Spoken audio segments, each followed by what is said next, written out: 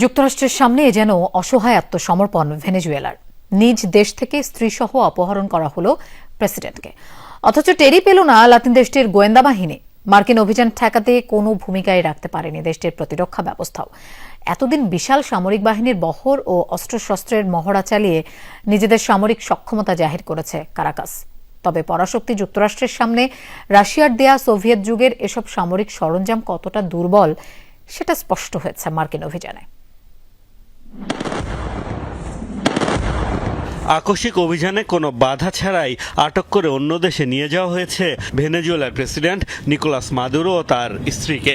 একটি দেশের সর্বোচ্চ ক্ষমতাধর ব্যক্তিকে তুলে নিয়ে যাওয়া হলো, অথচ টেরি পেল না দেশটির গোয়েন্দারা। যুক্তরাষ্ট্রের সাথে উত্তেজনা শুরুর পর থেকে নিয়মিতই সামরিক মহড়া চালিয়েছে ভেনেজুয়েলা। অস্ত্রশস্ত্রের মহড়া চালিয়ে বরাবরই দিয়েছে মার্কিন আগ্রাসনের বিরুদ্ধে শক্ত প্রতিরোধ গড়ে তোলার ঘোষণা। অথচ দেখা গেল সম্পূর্ণ বিনা বাধায় দেশটির একের পর এক স্থানে হামলা চালিয়ে প্রেসিডেন্ট ও তার স্ত্রীকে আটক করে নিয়ে গেছে মার্কিন বাহিনী।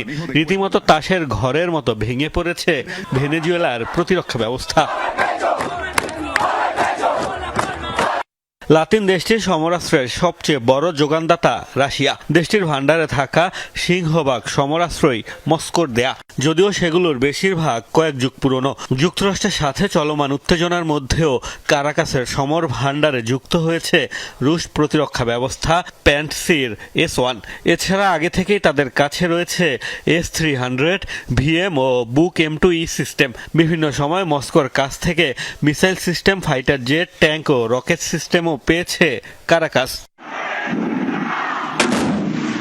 ভেনেজুয়েলা সামরিক বাহিনীর আনুষ্ঠানিক নাম Bolivarian national armed force. Global fire পাওয়ারের তথ্য অনুযায়ী যার সক্রিয় সদস্য 3,37,000। এছাড়াও তাদের আধা সামরিক বাহিনীতে রয়েছে 2,20,000 সদস্য। রয়েছে শক্তিশালী গোয়েন্দা বাহিনীও। তবে যুক্তরাষ্ট্রের সামনে কাজে আসেনি কোনো সমরাস্ত্রই। মোস্তফা মাহমুদ, যমুনা নিউজ।